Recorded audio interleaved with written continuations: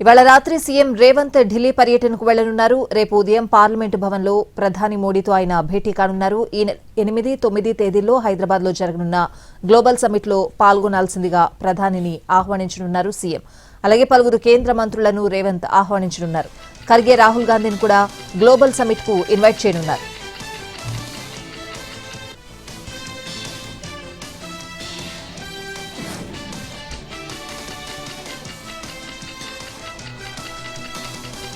నేడు గాంధీ భవన్లో కాంగ్రెస్ పార్టీ విస్తృత స్థాయి సమావేశం జరగనుంది. మీటింగ్కు ముఖ్య అతిథులుగా సీఎం రేవంత్, తెలంగాణ ఏఐసీసీ వ్యవహారాల ఇన్ఛార్జ్ మీనాక్షి నటరాజన్ హాజరు కానున్నారు.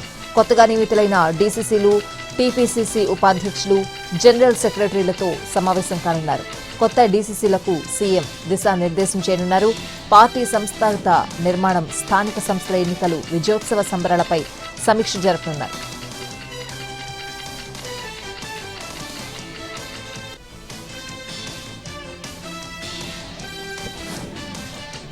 2028 నాటికి అమరావతి ఫేజ్ 1 పనులు పూర్తవుతాయన్నారు సీఎం చంద్రబాబు. ప్రపంచం గర్వించే రాజధానిని నిర్మించబోతున్నట్లు చెప్పారు. ఇప్పటికే పనులు మొదలయ్యాయని తెలిపారు. గోదావరి పుష్కరాల కంటే ముందే పోలవరం కూడా ఫినిష్ చేస్తామన్నారు చంద్రబాబు. ప్రాజెక్టు పూర్తయితే గేమ్ చేంజర్గా మారుతుందని, సాగునీటి కష్టాలు తీరుతాయని తెలిపారు.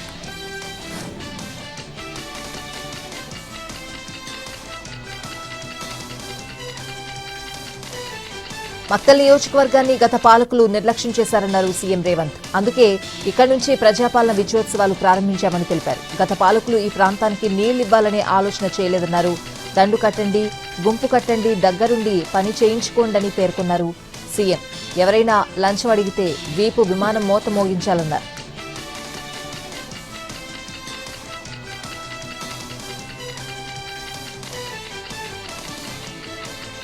కూటమి ప్రభుత్వం అన్నదాతలను పట్టించుకోవడం లేదంటూ ఫైర్ అయ్యారు వైఎస్ జగన్. అగ్గిపెట్టే బిస్కెట్ కంటే అరటి చౌకగా మారిందన్నారు. ఏపీలో అరటి రైతుల దుస్థితిపై ఎక్స్లో ఆయన ఆసక్తికర ట్వీట్ చేశారు.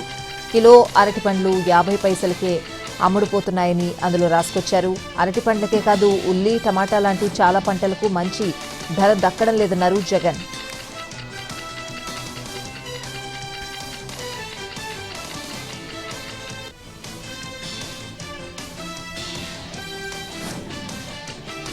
హెల్త్ పాలసీపై బీజేపీ రాజకీయం చేస్తోందన్నారు మంత్రి శ్రీధర్బాబు. బీఆర్ఎస్ హయాంలో 3 పరిశ్రమలకు సంబంధించిన లీజ్ ల్యాండ్ను ఫ్రీ హోల్డ్ చేశారని, అప్పుడు బీజేపీ ఎందుకు మాట్లాడలేదని ప్రశ్నించారు. బీజేపీ, బీఆర్ఎస్ కలిసి ప్రభుత్వ పాలసీని అడ్డుకోవాలని నాటకాలు ఆడుతున్నాయంటూ మండిపడ్డారు. ఢిల్లీలో వాతావరణ కాలుష్యం ఏ స్థాయిలో ఉందో చూస్తున్నామని, హైదరాబాద్ అలా మారొద్దనేదే తమ ఆలోచన అన్నారు శ్రీధర్బాబు.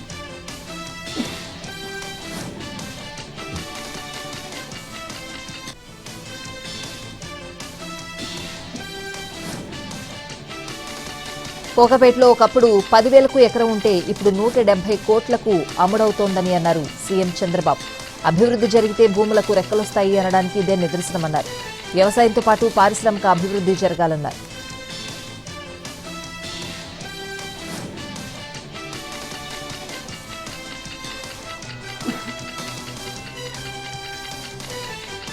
మేడారంపై సీఎం రేవంత్ సమీక్ష నిర్వహించారు. మేడారంలో నిర్మాణ పనులపై అధికారులు పవర్ పాయింట్ ప్రజెంటేషన్ ఇచ్చారు. గద్దెల దగ్గరలో ఉన్న చెట్లను తొలగించొద్దని అధికారులకు సీఎం సూచించారు. వనదేవతల గద్దెల దగ్గర 4 వైపులా ఫ్లడ్ లైట్ ఏర్పాటు చేయాలన్నారు. గ్రాండ్ లుక్ వచ్చేలా లైటింగ్ ఏర్పాటు చేయాలని ఆదేశించారు. గుడి చుట్టూ పచ్చదనం పెంచాలని, నిర్మాణ పనుల నాణ్యతలో రాజీ పడొద్దని అన్నారు.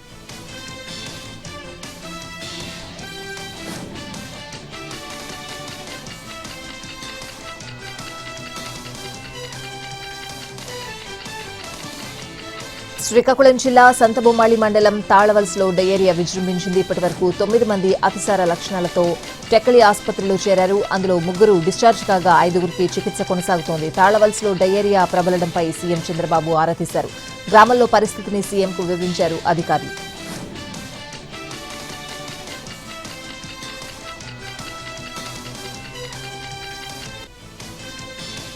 దిత్వా తుఫాన్ అన్నదాతల నడ్డి విరుస్తోంది. శ్రీకాకుళం జిల్లా పాతపట్నంలో అకాల వర్షాల వల్ల పంట పొలాల్లోకి నీరు చేరింది. దీంతో వరి పంట తడిసి ముద్దైంది.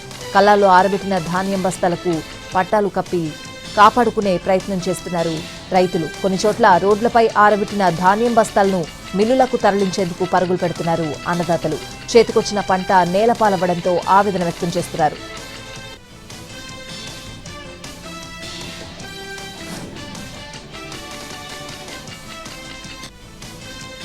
తిరుమలలో జలాశయాలు పూర్తిగా నిండిపోయాయి. గత నెలలోనే డ్యాంలు నిండడంతో గేట్లు ఎత్తి నీటిని వదిలేశారు. దిత్వా తుఫాన్ ప్రభావంతో 2 రోజులుగా ఎడతెరిపి లేకుండా వానలు పడుతూ ఉండడంతో డ్యాంలు మరోసారి జలకళను సంతరించుకున్నాయి. దీంతో గోగర్భం, పాప వినాశనం జలాశయాల గేట్లు ఎత్తి నీటిని వదులుతున్నారు. అటు ఆకాశగంగా, కుమారధార, పసుపుధార డ్యాంల నుంచి నీరు ఓవర్ఫ్లో అవుతోంది.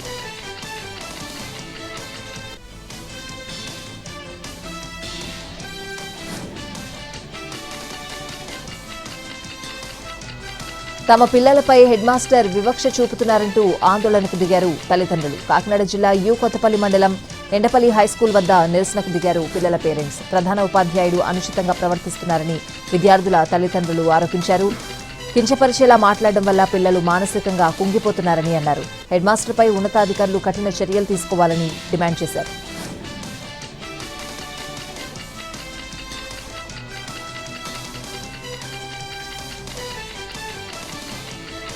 అల్లూరి జిల్లా పాడేరు మండలం ఐనాడ పంచాయతీలో పాఠశాల పరిస్థితిపై అంతా పెదవి విరుస్తున్నారు.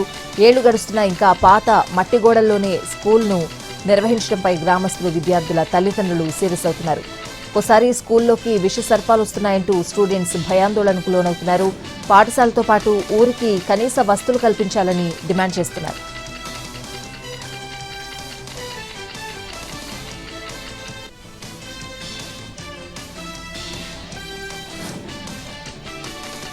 థర్మల్ పవర్ ప్లాంట్ నిర్మాణంపై ఎమ్మెల్యే కూన రవికుమార్ ను నిలదీశారు గిరిజనులు. శ్రీకాకుళం జిల్లా సరబుజిలి మండలం వెన్నెలవలస గ్రామంలో పెన్షన్ల పంపిణీ కార్యక్రమంలో పాల్గొన్నారు ఎమ్మెల్యే కూన. తమ ఊళ్ళో థర్మల్ పవర్ ప్లాంట్ వద్దంటూ ఆయనను చుట్టుముట్టారు గ్రామస్తులు. ప్లాంట్ విషయంలో ఇంకా ఎలాంటి నిర్ణయం తీసుకోలేదని ఆయన సర్ది చెప్పారు. దీంతో గ్రామస్తులు శాంతించారు.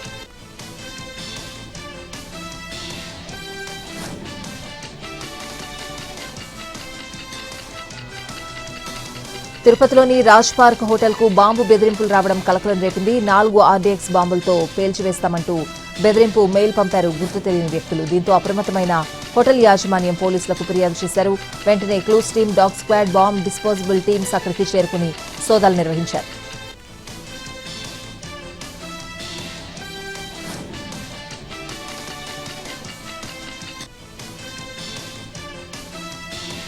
తిరుపతి జిల్లా భాక్రాపేటలో నకిలీ సీఐ అరెస్ట్ అయ్యాడు. కడప SBCIగా చలామణి అవుతున్న శివకుమార్ను పోలీసులు పట్టుకున్నారు. ఉద్యోగాలిప్పిస్తానని మోసాలకు పాల్పడిన నిందితుడిని అరెస్ట్ చేసి రిమాండ్కు తరలించారు.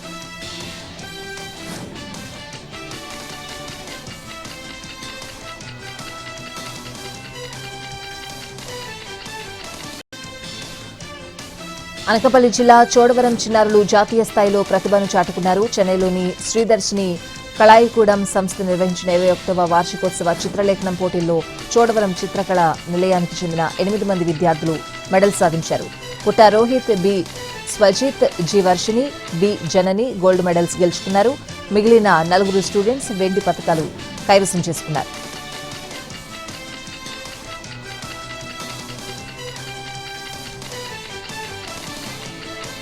తెలంగాణ ప్రభుత్వం తీసుకొచ్చిన హిల్ట్ పాలసీపై గవర్నర్ కు ఫిర్యాదు చేసింది బీజేపీ. దీని మీద చర్యలు తీసుకోవాలని కోరింది. ఈ మేరకు మెమరాండం అందజేసింది. ప్రభుత్వంతో మాట్లాడతానని గవర్నర్ హామీ ఇచ్చారన్నారు బీజేపీ రాష్ట్ర అధ్యక్షుడు రామచంద్రరావు. రియల్ ఎస్టేట్ సంస్థలకు భూములను దారాదత్తం చేస్తున్నారంటూ ఆయన సీరియస్ అయ్యారు. ఇందులో 1,00,000 కోట్ల రూపాయల కుంభకోణం జరుగుతోందని ఆరోపించారు.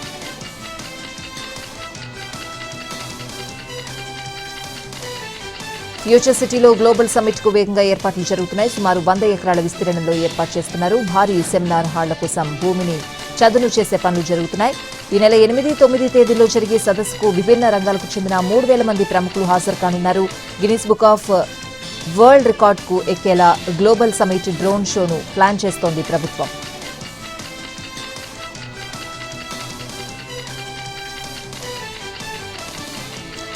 ఐబొమ్మ రవి బెయిల్ పిటిషన్పై నాంపల్లి కోర్టులో విచారణ జరిగింది. మొత్తం 5 కేసుల్లో నిందితుడు రవిని న్యాయస్థానంలో హాజరుపరిచారు పోలీసులు. ఈ 5 కేసుల్లోనూ పీటీ వారెంట్ కు కోర్టు అనుమతిచ్చింది. నిందితుడి బెయిల్ పిటిషన్పై విచారణ రేపటికి వాయిదా పడింది.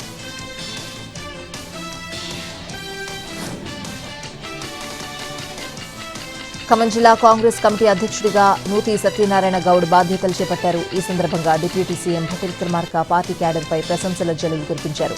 10 ఏళ్లుగా అధికారంలో లేకపోయినా కార్యకర్తలు కాంగ్రెస్ గెలుపు కోసం విశేషంగా పోరాడారని మెచ్చుకున్నారు. పార్టీలోనైనా రాష్ట్రంలోనైనా సామాజిక న్యాయం పాటించేది ఒక్క కాంగ్రెస్ మాత్రమే అన్నారాయన.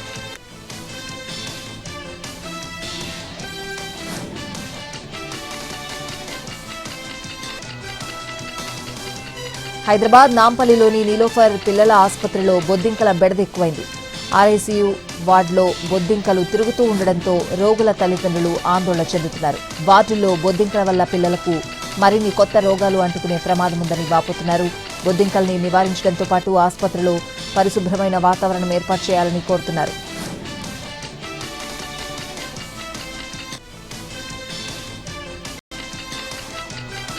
హైదరాబాద్ చందానగర్ జవహర్ నగర్ కాలనీలో భారీ అగ్ని ప్రమాదం చోటు చేసుకుంది. భవన నిర్మాణ కార్మికుల గుడిసెల్లో మంటలు చెలరేగాయి. అయితే ఆ సమయంలో గుడిసెల్లో కార్మికులు లేకపోవడంతో ప్రమాదం తప్పింది. ఫైర్ సిబ్బంది మంటలను అదుపులోకి తీసుకొచ్చారు.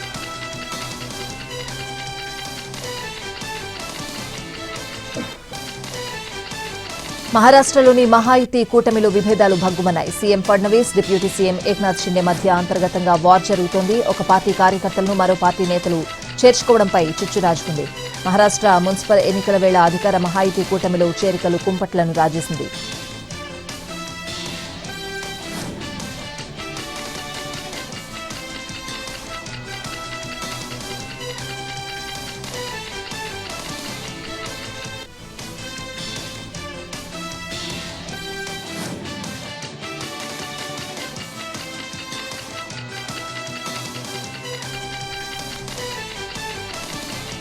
కరిచేవాళ్లు పార్లమెంట్లో ఉన్నారంటూ వివాదాస్పద వ్యాఖ్యలు చేశారు కాంగ్రెస్ ఎంపీ రేణుకా చౌదరి.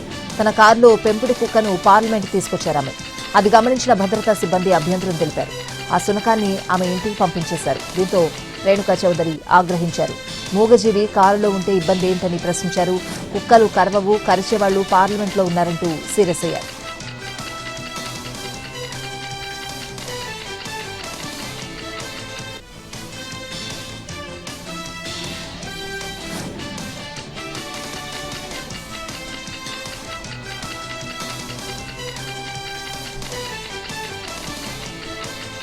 ప్రభుత్వ బ్యాంకుల మెగా విలీనం దిశగా కేంద్రం అడుగులు వేస్తోంది. మలివిడత విలీన ప్రక్రియకు సన్నాహాలు చేస్తోంది. 5 ఏళ్ల కింద 27గా ఉన్న ప్రభుత్వ రంగ బ్యాంకులను 12కు తగ్గించింది. ఇప్పుడు ఆ సంఖ్యను 4కు తగ్గించాలని చూస్తోంది కేంద్ర సర్కార్. అన్ని కుదిరితే 2026-27 ఆర్థిక సంవత్సరానికల్లా ఈ విలీన ప్రక్రియ పూర్తి చేయాలని భావిస్తోంది.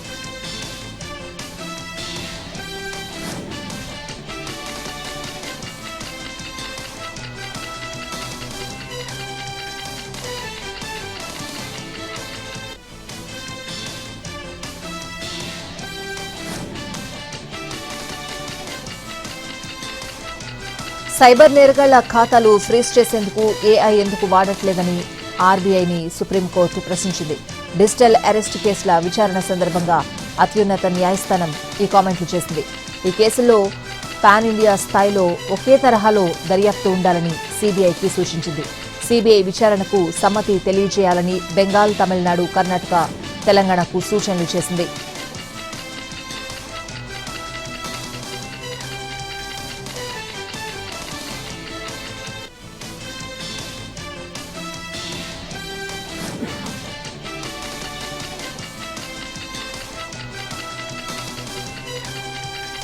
పంజాబ్లోని చండీగఢ్లో కాల్పుల కలకలం రేగింది. నగరంలో సెక్టర్ 26లో ఓ వ్యక్తిపై కొందరు దుండగులు ఫైరింగ్ చేశారు.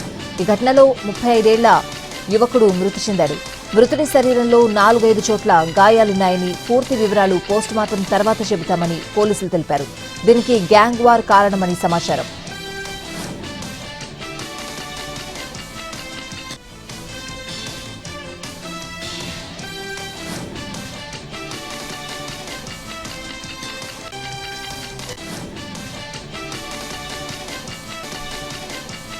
దిత్వా తుఫాన్ ముంచుకొస్తోంది. తీవ్ర వాయుగుండంగా బలపడిన తుఫాన్ కొన్ని గంటల్లో తీరం దాటనుంది. రాబోయే 24 గంటల్లో గుంటూరు, నెల్లూరు, చిత్తూరుపై తీవ్ర ప్రభావం పడనుంది.